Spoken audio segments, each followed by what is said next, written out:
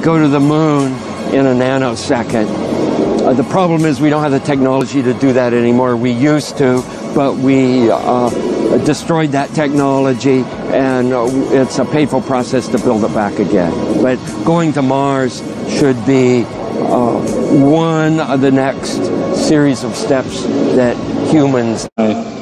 Question and answer. At this time, I'd like to introduce the Apollo 11 crew, astronauts Neil Armstrong, Michael Collins, Edwin Aldrin. Neil?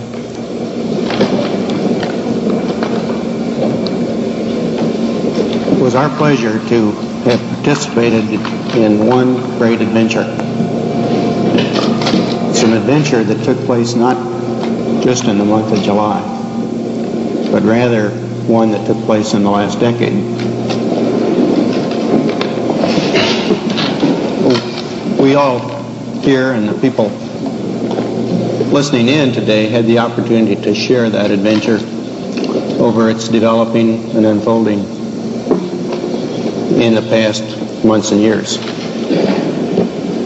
It's our privilege today to share with you some of the details of that final month of July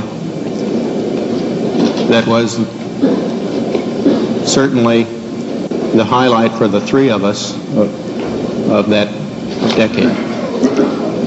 We're going to divert a little bit from the format of past press conferences and talk about the things that interested us most, in particular the things that occurred on and about the moon.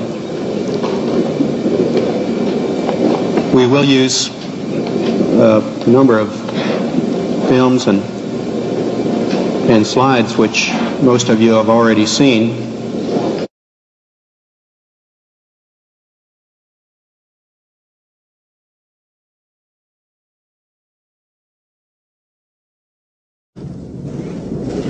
Today we have with us a group of students, among America's best. To you, we say, we've only completed a beginning. We leave you much that is undone. There are great ideas undiscovered, breakthroughs available to those who can remove one of truth's protective layers. Why has nobody been to the moon in such a long time? That's not an 8-year-old's question. That's my question. I want to know, but I think I know. Because we didn't go there, and that's the way it happened. And if it didn't happen, it's nice to know why it didn't happen, so in the future, if we want to keep doing something, we need to know why something stopped in the past that we wanted to keep it going.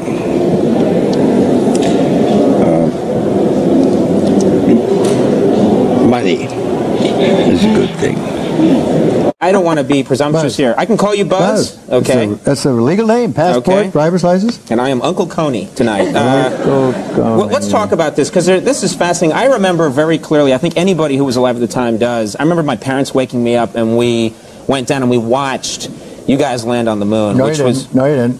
What? Because there wasn't any television. There wasn't anybody taking a picture. You watched animation.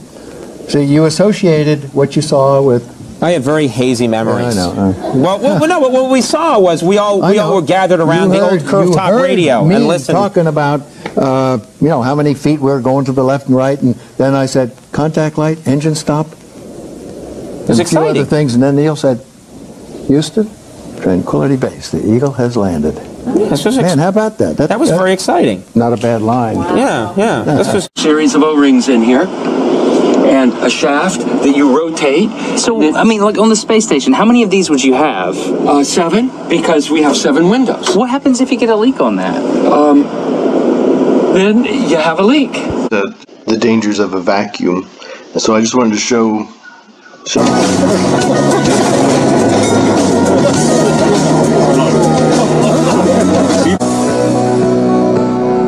Czy Ziemia rzeczywiście jest kulą zawieszoną w kosmosie? Jest płaska. Tak jak oczekują i nie spodziewałem się co prawda tego pytania, ale zapewniam pana, że jest płaska.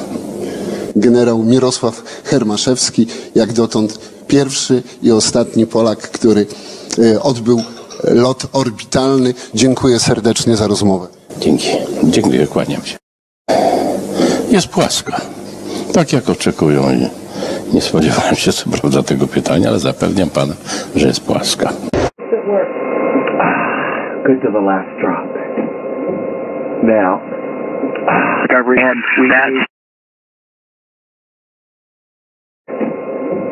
now. Discovery had that's the end of the video. I wanted to share that with you, a little discovery we made. Here in a studio, maybe in Omaha, Nebraska or something. The shot is so clear. Is this a hoax? Are you really in space still? Is this a hoax? Are you really in space still? See the hair? See the hair? I don't know. We're going to have to do something for you.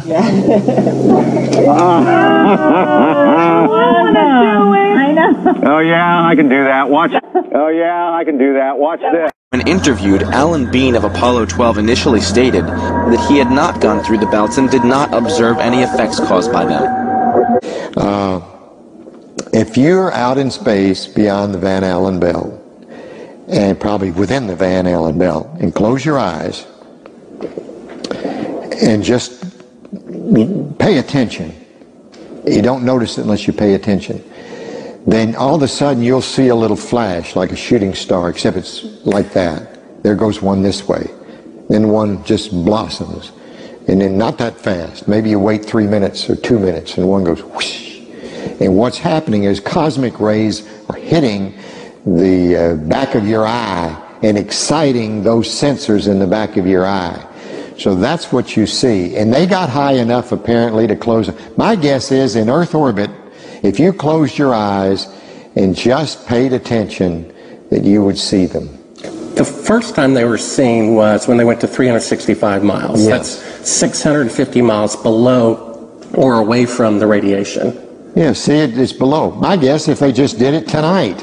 But see, if you're just going to sleep or closing your eyes or it's dark, you don't notice them. But if you'll close your eyes and pay attention, which we had an experiment to do, by the way, then you see them whistling by. Not on our mission, by the way, they hadn't been discovered yet.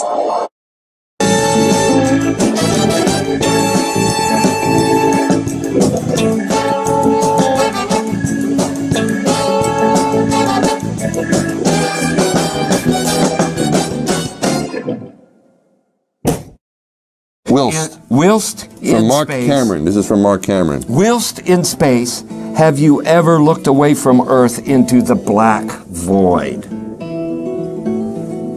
Yeah. So all because the you can time. see. Yeah, Because you can see the stars. Oh yeah. You know, and pretty much all the time you can see the stars. Yeah. It's not which a is black cool void. thing. I mean, it's black, but there's all kinds of little polka dots. There's all the stars there, and the cool thing is about it, you can see it during the day. Yeah, you can, and there's more than stars. You can see planets.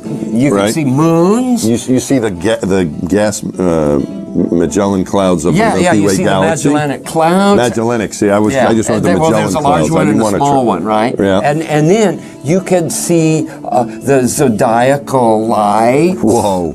Those are amazing. Right before the lights sunrise. of the zodiac. The lights of the zodiac. The zodiacal lights. Okay, you can see those. Which are and what? Then you can Explain see those the to upper, us. Oh.